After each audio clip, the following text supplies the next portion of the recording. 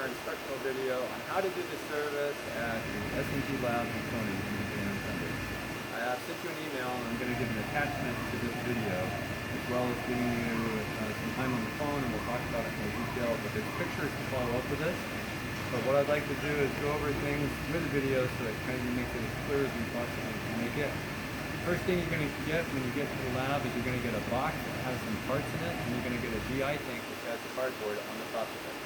So I'd like to cover that part first. When you meet the guy that's going to let you in, he's going to show you a DI tank that looks like this, and he's going to have a small box that has some parts in it. You can open up both of them, and then you can take the top off of the DI tank. When you do, it's basically going to look like this. It has an inlet, which is the center connection on a DI, and the outlet, which is a discharge of the good DI. So this is the way the tank is going to look. This is a plug here, which is actually the fill plug. I'm going to have you remove that. When you open up the box, it's going to have the filters in it, which is like this, a pre-filter, and some tools and a pump. You're going to have a wrench here, and that wrench is going to be what you use to remove this fill plug. It has a square 1/2-inch drive, 3/8 ratchet, has a 1/2-inch drive on it. You're going to remove the fill plug. Then you're going to take the DI tank and you're going to move it over close to where the DI tap is in the pictures I sent you. There is a system on the wall, and it has a large holding tank. You're going to see valve number 23 in this one photo, and one of the photos says DI tap. That DI tap has a little Asahi valve that goes to a 1/4 inch, very small cut-off piece of tubing. You're going to unthread that, and you're going to put this tube on it, which is going to give you enough tubing to do the filling of this tank. So you're going to unthread that, you're going to set it to the side, you're going to thread this onto that little Asahi valve, you're going to put that down inside of here, and you're going to open the valve up.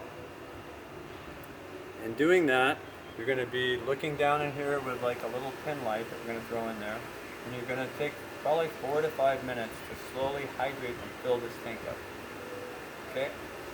So that's going to fill the tank slowly, and hydrate it.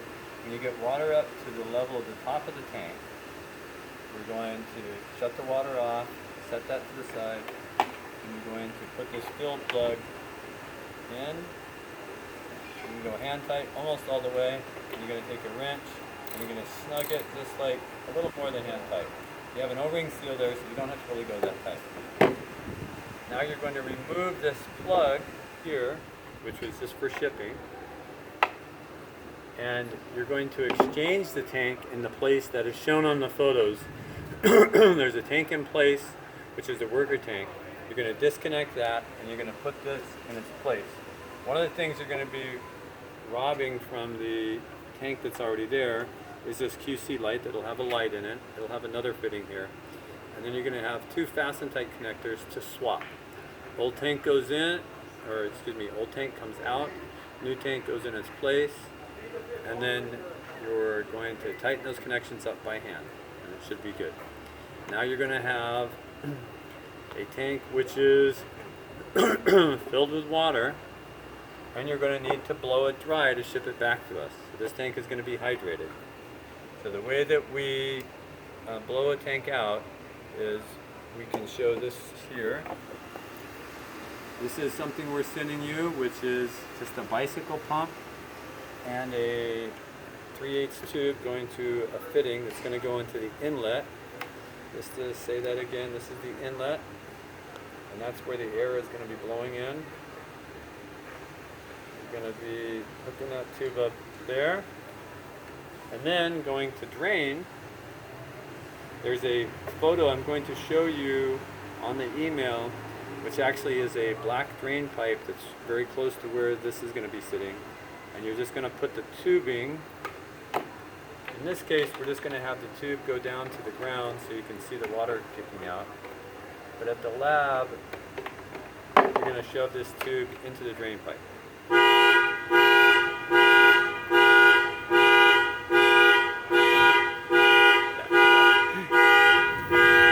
Okay, so this is This tube, like I say, is going to be going into a drain that's over here mounted on the wall. But in this case, we're just going to have it here just so you can see the water.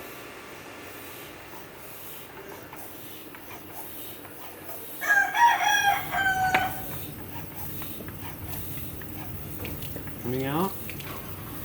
You're going to be pumping for about the same amount of time maybe that you fill the tank, 3 or 4 minutes.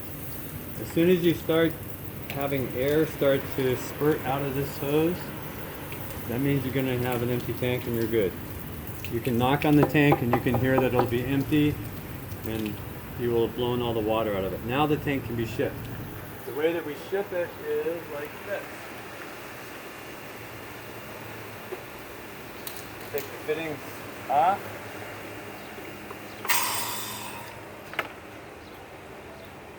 And we put these plugs in it.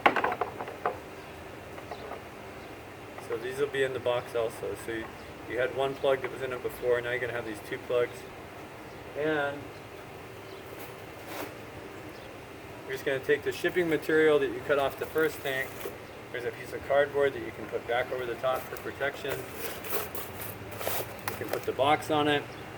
The box is going to have, we're going to have a separate label that you can tape on to have it shipped back to us.